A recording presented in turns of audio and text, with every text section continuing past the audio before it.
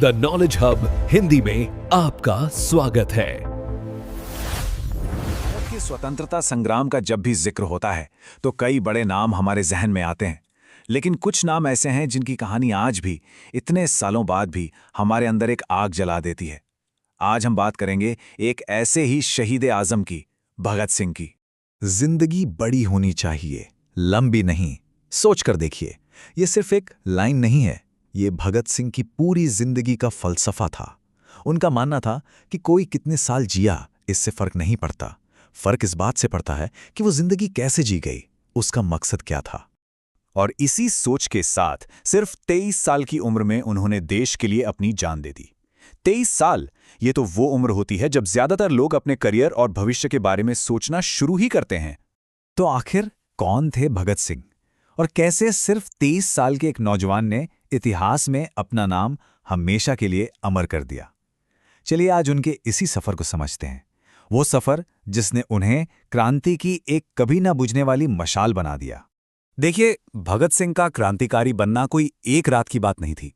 ये चिंगारी उनके अंदर बचपन से ही थी और इसे हवा दी उस माहौल ने जिसमें वो पले बढ़े, जहां उन्होंने अपनी आंखों से अपने परिवार को आजादी के लिए लड़ते हुए देखा था। जरा सोचिए, उनका तो जन्म ही क्रांति की गोद में हुआ था। जिस वक्त वो पैदा हुए, उनके पिता और चाचा आजादी के लिए लड़ने की वजह से जेल में थे। ये जज्बा तो जैसे उनके खून में था। कहा जाता है कि बचपन में उन्होंने अपने पिता से पूछा था कि हम खेतों में फसल क्यों उगाते हैं, अंग्रेजों से लड़ने के लिए बंदूकें क्यों नहीं उगाते। और फिर उनके जीवन में एक ऐसा दिन आया, एक ऐसी घटना हुई जिसने सब कुछ बदल कर रख दिया। एक ऐसी क्रूरता जिसने पूरे देश की रूह कपा दी थी। जलियांवाला बाग हत्याकांड के बाद सिर्फ 12 साल का एक लड़का 12 मील पैदल चलकर उस जगह पर पहुंचता है। वो वहां से शहीदों के खून से सनी मिट्टी एक बोतल में भरता है और कसम खाता है कि वो इन बेगुनाहों की मौत का बदला जरूर लेगा। वो पल उनकी जिंदगी का टर्निंग पॉइंट था। शुरू में वो भी गांधी जी के असहयोग आंदोलन से बहुत उम्मीद लगाए हुए थे, लेकिन जब चौरी चौरा की घटना के बाद आंदोलन वापस ले लिया गया तो उनका दिल टूट गया और यहीं से उनका अहिंसा के रास्ते से भरोसा उठने लगा और उन्होंने एक ज्यादा जुझारू रास्ता अपनाने का मन बना लिया। तो अहिंसा से मोहभंग होने के बाद भगत सिंह ने अपना खुद का रास्ता बनाना शुरू किया। और वो रास्ता सिर्फ एक्शन का नहीं था, वो एक गहरे विचारक भी थे। उन्होंने कलम और कर्म दोनों को अपना हथियार बनाया। उनके व्यक्तित्व के दो पहलू थे, एकदम साफ। एक तरफ थे विचारक भगत सिंह, जो समाजवादी साहित्य पढ़ते थे, बलवंत नाम से लेख लिखते थे और नौजवान भारत सभा बनाकर युवाओं को जगा रहे थे। और दूसरी तरफ थे एक्शन लेने वाले क्रांतिकारी भगत सिंह, जो हिंदुस्तान रिपब्लिकन एसोसिएशन से जुड़े और बाद में उसमें सोशलिस्ट शब्द जोड़ा। ये सिर्फ नाम बदलना नहीं था, ये उनकी सोच को दिखाता था, एक ऐसा आजाद भारत जो किसानों और मजदूरों का हो। और अब कहानी उस मोड़ पर आती है जहां भगत सिंह और उनके साथियों ने कुछ ऐसे कदम उठाए जिन्होंने ब्रिटिश साम्राज्य की नींव हिलाकर रख दी। इस सीधी टक्कर की सबसे बड़ी वजह बनी एक मौत, जब साइमन कमीशन का शांति से विरोध कर रहे बड़े नेता लाला लाजपत राय पर बेरहमी से लाठियां बरसाई गईं और उनकी मृत्यु हो गई। तो क्रांतिकारियों के दिलों में बदले की आग भड़क उठी। प्लान था लाला जी की मौत के जिम्मेदार पुलिस सुपरिटेंडेंट जेम्स स्कॉट को सबक सिखाने का, लेकिन पहचानने में एक गलती हुई और निशाना बन गया असिस्टेंट सुपरिटेंडेंट सॉन्डर्स। इसके बाद भगत सिंह का दुर्गा भाभी की मदद से भेस बदलकर लाहौर से निकलना अपने आप में एक पूरी कहानी है। इसी सोच के साथ कि बहरी हो चुकी ब्रिटिश सरकार को सुनाने के लिए एक जोरदार धमाके की जरूरत है, भगत सिंह ने अपने सबसे बड़े और सबसे सिंबॉलिक विरोध की तैयारी की। एक ऐसा धमाका जिसका मकसद मारना नहीं, जगाना था। ये कोई आतंकी हमला नहीं था, बिल्कुल नहीं। ये एक सोचा समझा राजनीतिक एक्शन था। उन्होंने असेंबली की खाली जगह पर बम फेंके ताकि किसी को नुकसान ना हो, पर्चे फेंके, इंकलाब जिंदाबाद के नारे लगाए, और सबसे बड़ी बात, वो भागे नहीं, उन्होंने खुद को गिरफ्तार होने दिया। क्यों?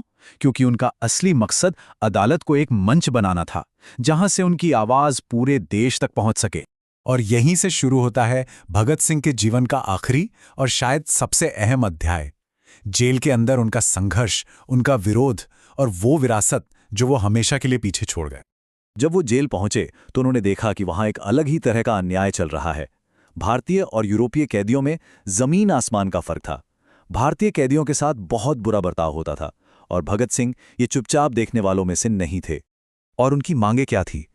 कोई बहुत बड़ी चीजें नहीं, बस बुनियादी इंसानी अधिकार, अच्छा खाना, पढ़ने के लिए किताबें, अखबार और राजनीतिक कैदियों के तौर पर सम्मान। ये लड़ाई सिर्फ उनके लिए नहीं थी, ये जेल में बंद हर हिंदुस्तानी के सम्मान की लड़ाई थी। अपनी बात मनवाने के लिए उन्होंने हथियार उठाया, भूख हड़ताल का। और ये कोई 1-2 दिन की हड़ताल नहीं थी, पूरे 116 दिन। 116 दिन तक वो बिना कुछ खाए रहे। ये उनके फौलादी इरादों का सबूत था। इस भूख हड़ताल ने पूरे देश में एक लहर पैदा कर दी। हर तरफ उनकी चर्चा थी। लेकिन इस संघर्ष की एक बहुत बड़ी कीमत भी चुकानी पड़ी। उनके साथी जतिन दास 63 दिनों की भूख हड़ताल के बाद शहीद हो गए। उनके बलिदान ने ब्रिटिश सरकार पर दबाव और भी ज्यादा बढ़ा दिया। लेकिन अब अंत नजदीक था। भगत सिंह, राजगुरु और सुखदेव को फांसी की सजा सुनाई गई। सरकार जनता के गुस्से से इतना डर गई थी कि उन्हें तय तारीख से एक दिन पहले ही 23 मार्च 1931 को फांसी दे दी। और उनके आखिरी पल, फांसी पर जाने से ठीक पहले वो लेनिन की जीवनी पढ़ रहे थे। आखिरी सांस तक एक विचारक, एक क्रांतिकारी। ये शब्द, ये सिर्फ शब्द नहीं हैं, ये उनकी पूरी जिंदगी का सच थे, उनका सार थे। उनके लिए देश की आज़ादी से बड़ा कोई मकसद, कोई इच्छा, कोई मोह था ही नहीं। तो क्या उनका बलिदान व्यर्थ गया? बिल्कुल नहीं। उनकी शहादत वो चिंगारी बनी जिसने आज़ादी के आंदोलन की आग को और तेज कर दिया। उन्होंने युवाओं की एक पूरी पीढ़ी को देश के लिए लड़ने और मर मिटने की प्रेरणा दी। और ये हमें एक बहुत बड़े सवाल पर लाके छोड़ देता है। क्या एक विचार, एक जज्बा जिसे एक बार जला दिया जाए, उसे सच में कभी बुझाया जा सकता है?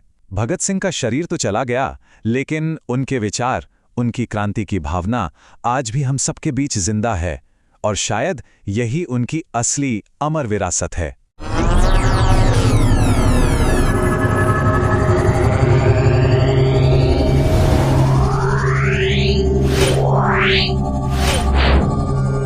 Yeah.